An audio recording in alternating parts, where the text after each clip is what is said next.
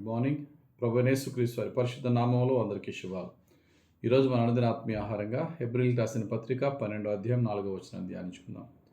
మీరు పాపముతో పోరాడుటలో రక్తము కారునంతగా ఇంకా దాన్ని ఎదిరింపలేదు. పాపాన్ని మీరు ఎదిరించి దానితో పోరాడాలి.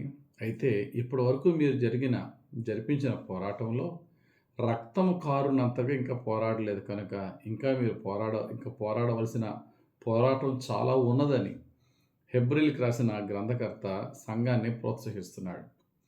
మనం పాపంతో పోరాడటంలో ఎంతవరకు పోరాడాలట? రక్తము కారునంతగా పోరాడాలట. అంటే కొంచెం రక్తం కారితే సరిపోద్దా అంటే, రక్తం కారడం అంటే ఏంటి అనేది మనం చూస్తే, రక్తం ఒలికించుట అంటే ప్రాణము పోవుట.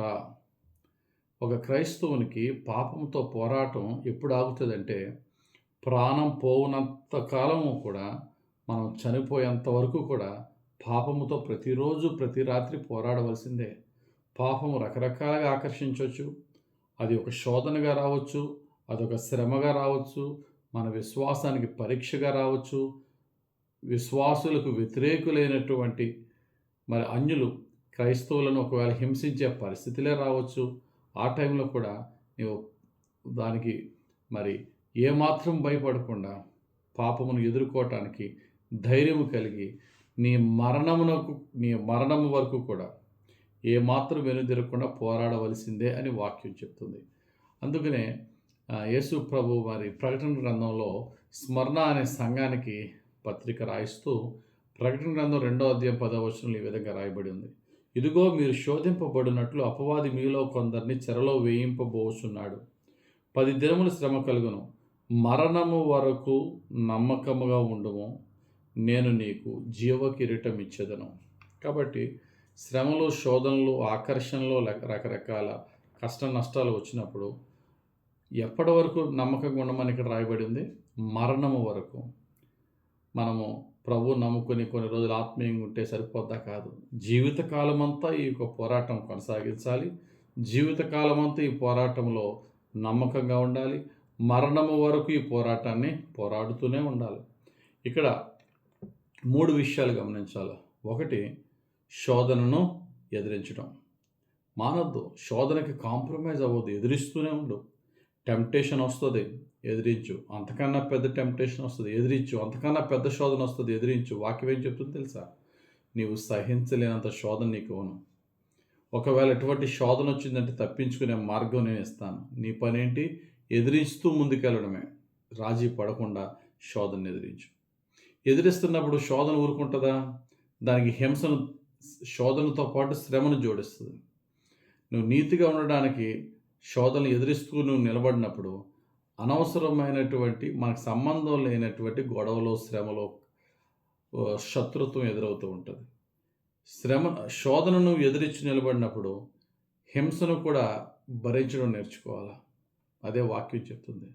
నువ్వు శోధనను ఎదిరిస్తున్నావు, పాపాన్ని కాదంటున్నావు. అయితే ఆ పాపం ఏం చేస్తుంది? ఆ శోధన అలా శ్రమగా మారి అనవసరమైన గొడవలు మన జీవితంలో వస్తాయి. అనవసరమైన శత్రుత్వం వస్తుంది. చాలామందికి మనం నచ్చం. కానీ బైబిల్ ఏం చెప్తుంది తెలుసా? శోధనను ఎదిరించు, హింసను భరించు. ఈ ప్రాసెస్ అంతట్లో పరిశుద్ధతను కాపాడుకో. Keep your holiness. పరిశుద్ధతని నువ్వు చాలా జాగ్రత్తగా కాపాడుకో. ఏ మాత్రము కాంప్రమైజ్ అవ్వకుండా నువ్వు ఏ స్టాండ్స్లో అయితే ఉన్నావో, యేసుక్రీస్తులో ఏమైతే నిలబడ్డావో అదే పరిశుద్ధతను, అదే రక్షణను కొనసాగించు. కాబట్టి ఎక్కడ కూడా నువ్వు రాజీ పడద్దు. Never give up. నువ్వు ఇప్పటి వరకు పోరాడిన పోరాటము దేవుని దృష్టికి సరిపోలేదు. ఇంకా పోరాడవలసిన పోరాటము ఎంతో ఉంది నీ పరిశుద్ధత కాపాడుకోవడంలో. రక్షణ అనేది యేసు ప్రభు మనకు ఉచితంగా ఇచ్చాడు. Salvation is free, but sanctification is costly. రక్షణ ప్రభు ఆయన ఎందు నమ్మిక ఉన్న వారికి, నమ్మికిచ్చే వారికి ఉచితంగా ఇచ్చాడు. కానీ ఆ రక్షణను కాపాడుకుంటూ పరిశుద్ధ జీవితం కొనసాగించడం అంత ఈజీ కాదు. చాలా వేల చెల్లించాలి.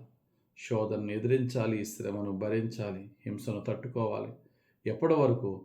ప్రభు మనల్ని పిలుచుకునేంత వరకు, మరణం వరకు కూడా ఈ పరిశుద్ధతను కొనసాగించవలసిన భారము, బాధ్యత మనకుంది. అందుకనే పౌలు గారు చక్కటి మాట అంటారు, మంచి పోరాటమును పోరాడి తిమోతికి రాసిన మొదటి పత్రిక 6:12 విశ్వాస సంబంధమైన మంచి పోరాటము పోరాడుము, నిత్య జీవమును చేపట్టము, దాని పొందుటకు నీవు పిలువబడి అనేక సాక్షులు ఎదుట మంచి ఒప్పుకొంటివి. కాబట్టి మన పోరాటం ఎలా ఉండాలట? విశ్వాస సంబంధమైన మంచి పోరాటం పోరాడు. నేను పోరాడుతున్నాను. ఆత్మీయ కుమారుడు తిమోతితో పౌలు అంటున్నాడు, నేనేమైతే పోరాడుతున్నానో నీవు కూడా విశ్వాస సంబంధమైన మంచి పోరాటం పోరాడు. పాపముతో పోరాడు, శ్రమలో నిలబడు, హింస ఎదురైనా కాంప్రమైజ్ అవ్వద్దు, రాజీ పడద్దు. ప్రభు నేను ఖచ్చితంగా నువ్వు చేసిన ప్రతి త్యాగానికి ప్రభువు నుంచి నీవు ఆ యొక్క రివార్డ్, ప్రభు ద్వారా జీతాన్ని నువ్వు తీసుకుంటావని పౌలు భక్తుడు తిమోతికి చెప్పిన విధముగానే ప్రభు మనతో కూడా చెప్తున్నారు.